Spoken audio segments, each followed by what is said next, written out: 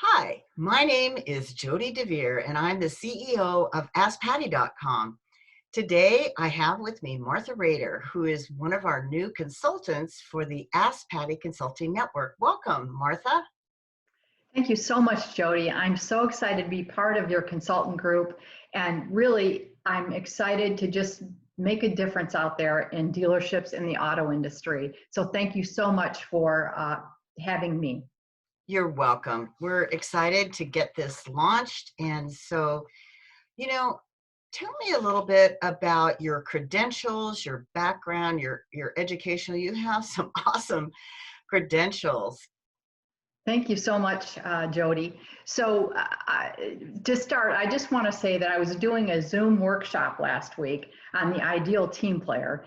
And the host asked me, he said, could you just give us a few highlights of your career that you're most proud of?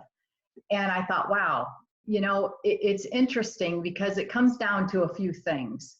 And I'm going to circle back around to that because I'm really excited about talking about it. But I'm a Ph.D. in organizational leadership. I'm a professor. I teach leadership classes. I teach leadership development, change management, diversity management, culture in organizations. Those are probably four of my most favorite classes to teach, but there are an array of classes. Corporate strategy. So it's really exciting when I have students, MBA students, that go and they try to apply these things in the business. And then they come back and get to talk about it. And it's much like leadership development, which we'll be talking about later. I'm also a certified John Maxwell coach, trainer, and speaker. I am a John Maxwell certified DISC behavioral analysis consultant and trainer.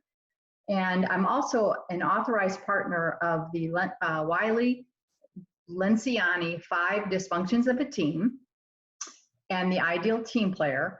That gives me just so many tools that I can use in organizations to really help them. And when I can help organizations and leaders, it makes their jobs a lot easier and people are much happier. So those are really my credentials. But some of the things I'm most proud of is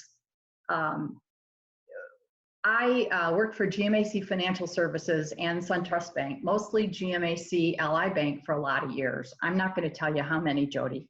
It's crazy. And I rose to the ranks. So I started out at a very low level, the lowest level, and I rose to an executive level leader. And before I could do that, though, before I was able to advance to a supervisory role, I had to become a repo man. Yes, Jody, I had to be a repo person. And so when you talk about resilience, as a young female, and I was pretty young, they really didn't want me to do it, but I just kept saying, how can you hold me back? So I did, and I did fine. I did great, actually. And so we talk about being in the business and resilience and things. The second area that I'm really proud of is in the early 90s, when leasing really was still very controversial. I was one of 18 people who were chosen in the country to develop, sell, and actually conduct in-dealership lease training in GM dealerships. And again, I was a pretty young female, and you can bet that I came up against some really tough resistance in the dealerships. And so I learned that I had to really figure out how to get that credibility right away. Otherwise, it just wouldn't work. And so that happened. And but I'll tell you, in the beginning, I had people that would actually tell me, you really think you're going to teach us something?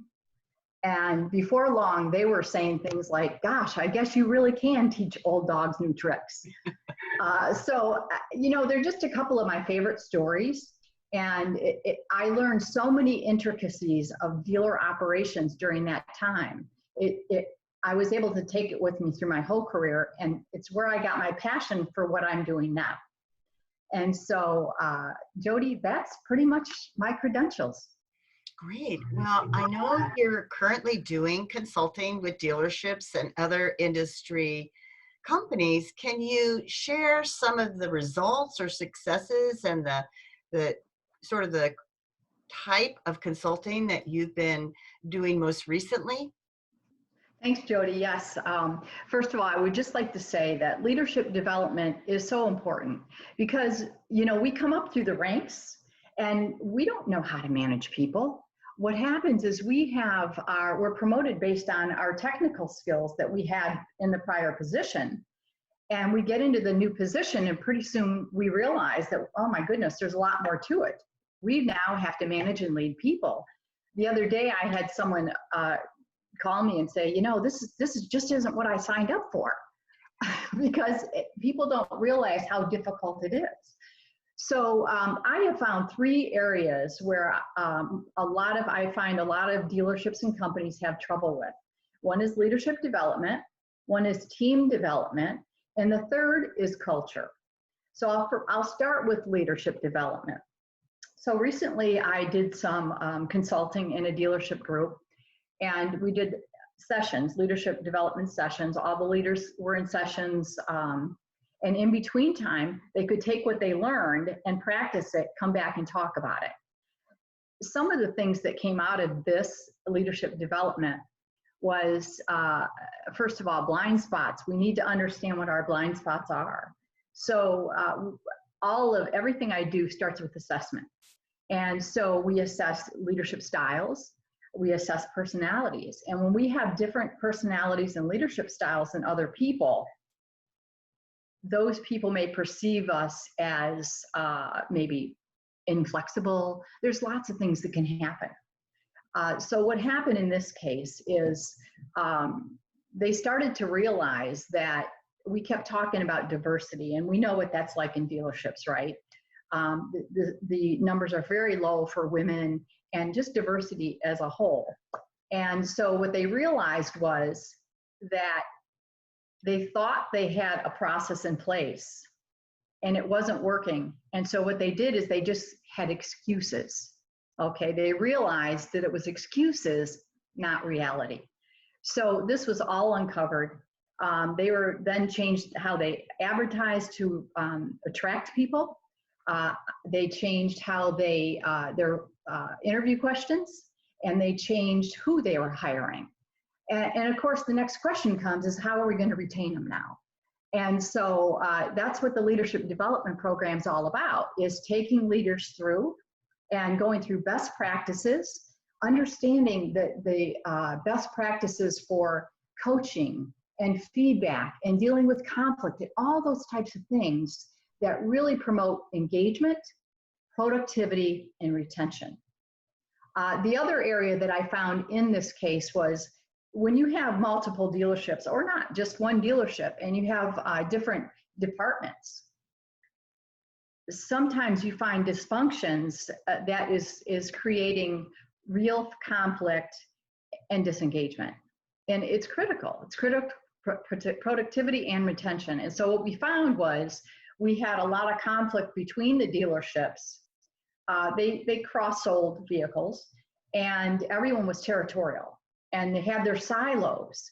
And when you have silos and you're territorial, you are not working together for the greater whole. And to be honest with you, it also creates a profit problem, because if everyone's going to be territorial and only care about their own, it not only profitability, but the customer service also is impacted. And so we uncovered a lot of things there. We were able to really start to build trust and have people work much better together. So leadership development. And I talked a little bit about the second here, and that's building cohesive or functional teams. So recently I found that we had some cross-functional positions in different areas of the dealership. And so what happened was we might have a good cohesive team with our direct reports, but when it comes to dealing with people in different departments and cross-functional positions, if we don't treat them as being valuable, we lose them. And we know that dealerships have to have synergies, and we have to have people that work between the departments. And we had some people who were really impacted, and that negative energy that transpires from that lack of trust and cohesion is contagious. Jody, it's contagious. And I'll tell you what happens. We then go and we try to find, we call it confirmation bias. We try to find people who will confirm what we're doing, and we build cliques. And now we have lots of negativity versus positive energy for growth. And there is no question these kind of things hurt retention. So I've done a lot of work in that area. The third area is culture, Jody. And culture is everything that I've been talking about so far. It's what's happening every day. It's what we do and how we act and behave and make decisions on a daily basis. It's not necessarily the culture we've developed and that we might have in writing and we might expect. It's really what's happening every day. And so many times you do an assessment and it just doesn't align. And so I've recently done some work in a dealership group, and the managing partner brought me in because he felt he had a problem with culture. And he was right. He was really right. But what happened was we assessed and we came up with lots of things that were happening. And so one of the things was that the chain of command was broken. And so what happens is we have some employees that may not trust their immediate boss, and so they go around them. And so in this case, they were going directly right to the managing partner, and he was allowing it to happen, as opposed to looking at that problem and the conflict that was going on and hitting that face on. He avoided it, and pretty soon he was doing at least 2 jobs and couldn't get his own done. It caused lots and lots of problems in many areas. And so you have to ask yourself, what's happening here? Why would a person go about it that way rather than hitting it straight on? Well, it all comes down to our own personality, our own leadership styles and things. And until we're able to uncover those gaps or those blind spots, we're doing all kinds of things that really are not productive and hurt retention. So, there were problems there with dysfunctional teams as well. Profitability was being impacted. And so we were able to take a look at all that and then put some things in place to really make a difference. And by the way, Jody, they didn't really have a culture that was written. They didn't have a culture that they really put a lot of deep thought into. They didn't find their why. They thought they knew what it was, but if you don't have those things in place where you can provide what those expectations are, your mission, your values, your guiding principles, people are going to perceive the culture to be whatever they think it is, or what's happening with someone next to them. And when we allow them to make those decisions on how to act and make decisions, they may even be acting upon their own core values, which may not match yours at all. So that was the next step, is to really get that all developed so that culture was put into place. So Jody, those are really the 3 areas that I have done most work in, and it really could have a significant impact on the outcomes in any organization. But we all know the auto industry really needs it. Thank you, Martha. Wow, it's super fascinating. I love the work that you do. I know you do consulting on some other areas. Can you share those as well? So any of these could be done in singular workshops, or they could be done in group sessions, those kind of things. In coaching, executive or management coaching, those similar things can be done just with individual people. I have singular workshops with emotional intelligence, which is critical to everything we've just talked about. I also have a workshop on first impressions and how critical that is. I mean, when you have someone walking into the dealership or walking across the lot, the fact is that our emotions and our thoughts come through as body language, and the other person can see it. And when that happens, if we have those subtle biases, this is affecting our body language and the other person can see it. So I have a workshop that really hones in on all those things that can help you, because I'll tell you what, first impressions matter, and you can lose business like that if you don't understand what's happening there. Does that answer your question, Jody? It Am I does. missing anything? No, in fact, I know there's more. In fact, listeners to this can visit the Ask Patty Consultants page and find your bio and take a longer look at some of your credentials and your offering as a consultant. Martha, thank you. This has been very educational and very interesting, and I'm so excited to have you as part of the Ask Patty Consulting Network.